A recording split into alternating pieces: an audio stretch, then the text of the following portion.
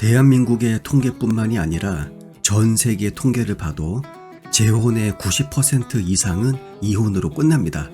현재 대한민국 이혼 시장에서 재혼 이혼이 차지하는 파이가 점점 늘어나고 있죠. 여기에는 당연히 분명한 이유가 있을 겁니다. 그래서 이번 영상에서는 왜 재혼의 90% 이상이 이혼으로 끝나는지에 대한 몇 가지 이유에 대해서 한번 이야기해 보겠습니다.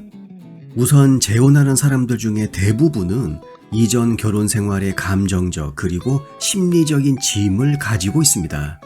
당연히 이러한 해결되지 않은 문제는 새로운 결혼 관계에 영향을 미칠 수밖에 없죠.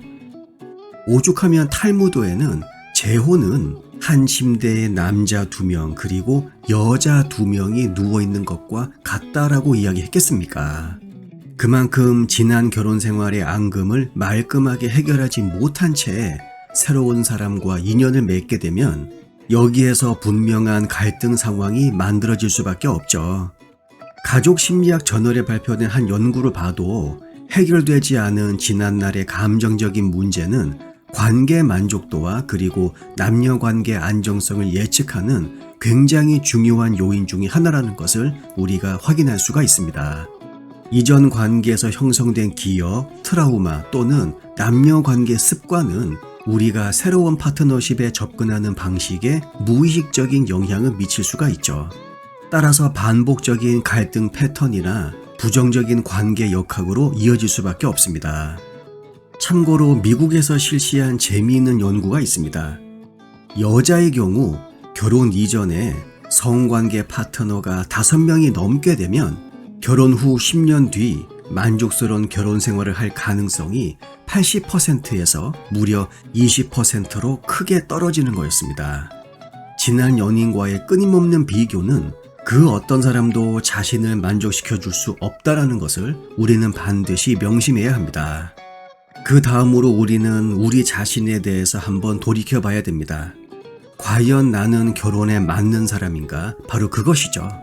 미국 노스웨스턴 대학교에서 굉장히 있는 강의 중에 하나인 메리지 101. 이 강의를 담당하고 있는 교수진들은 사람들이 가지고 있는 행복한 결혼 생활에 대한 통념을 깨부시는데 많은 노력을 하고 있습니다. 그 중에 하나가 바로 우리는 어떻게 하면 결혼하기에 좋은 사람을 잘 선택할 수 있는가였죠. 여기서 많은 결혼 생활에 대한 통념이 발생한다라고 합니다. 결국 우리는 다른 사람보다 나 자신부터 먼저 돌아봐야죠. 과연 나는 결혼 생활에 적합한 인간적인 자질을 가지고 있는가?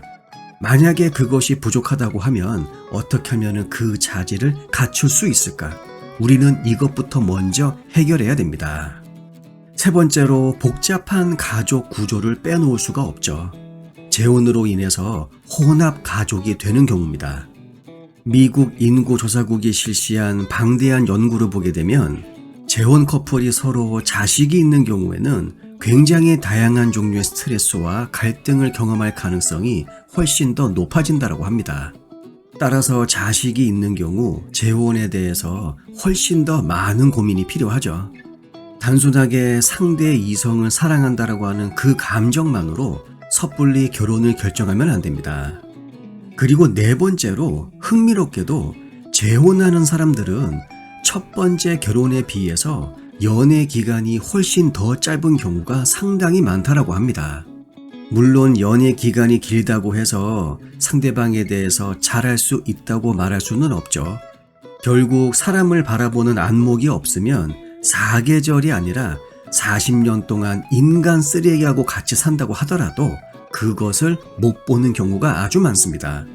대신에 사람을 알아보는 안목이 있으면 40분간의 대화로도 분명히 그 사람에 대해서 많은 것들을 우리가 추출해낼 수가 있죠. 이와 관련된 가족관계 저널에 발표된 한 연구에 따르면 연애 기간이 짧으면 짧을수록 특히 재혼에서 이혼율이 높아지는 것으로 나타났습니다. 다시 말해 재혼을 서두르면 남녀가 서로를 완전히 이해하고 잠재적인 문제를 효과적으로 해결하는 데 시간이 부족할 수가 있죠. 특히 재혼을 결정하기로 한 사람들 같은 경우에는 첫 만남에서 첫 잠자리까지 걸리는 시간이 상당히 짧습니다. 물론 성인들이 하는 결정에 왈가왈부할 수는 없지만 이것만은 반드시 기억하시길 바랍니다.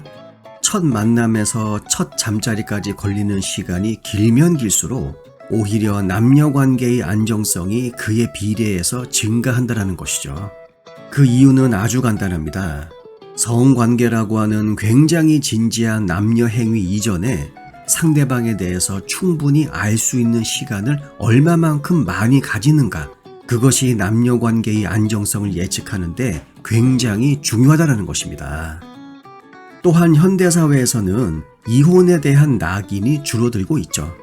그래서 재혼이 현재 결혼 생활에 불만족스러운 사람들에게 더 실용적인 선택이 되어가고 있습니다.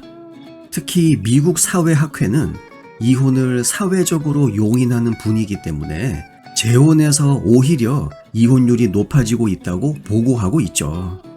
이러한 감소된 사회적인 압력은 우리로 하여금 불행한 결혼 생활을 유지하는 대신 만족스러울 수 있는 재혼을 결정하는데 더 많은 힘을 부여하게 되죠.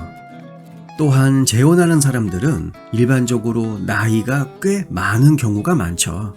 따라서 첫 번째 결혼과 비교했을 때 남녀 관계에 대한 우선순위와 기대치가 상당히 다를 가능성이 있습니다.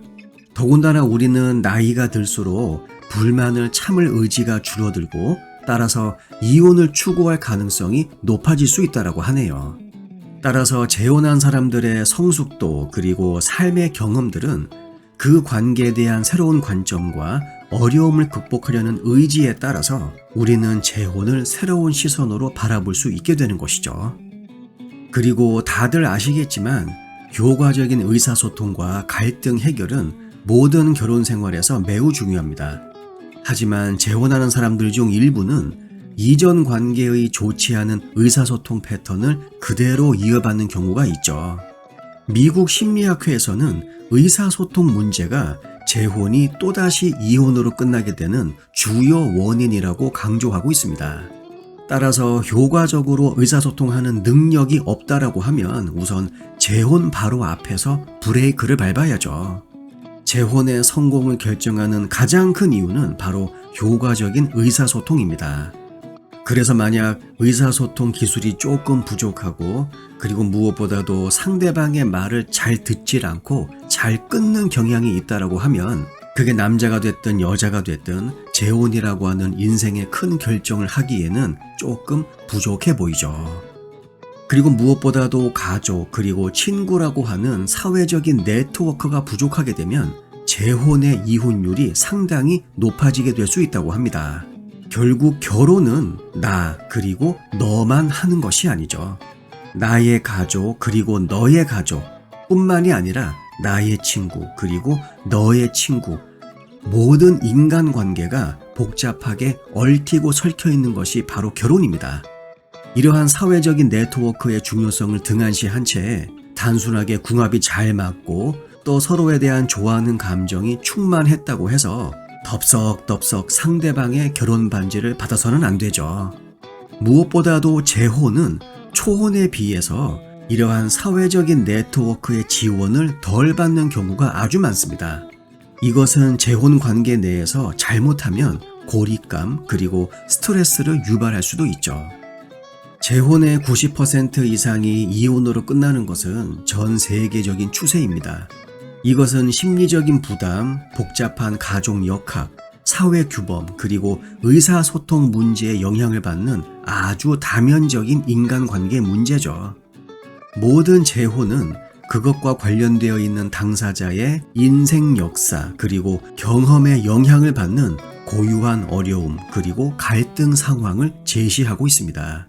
그렇기에 이러한 요인을 이해해야만 왜 재혼이 이혼에 더 취약한가, 그 이유를 보다 명확하게 이해할 수가 있죠. 그리고 또 한 가지 심리적인 요소도 있습니다. 한 번은 어렵지만 두 번부터는 쉽다. 결국 두 번째, 세 번째 이혼을 방지하기 위해서는 첫 번째 단추를 정말 잘 끼워야 합니다. 영상 내용이 도움이 되셨다면 구독과 좋아요 부탁드릴게요. 다음 영상에서 뵙겠습니다.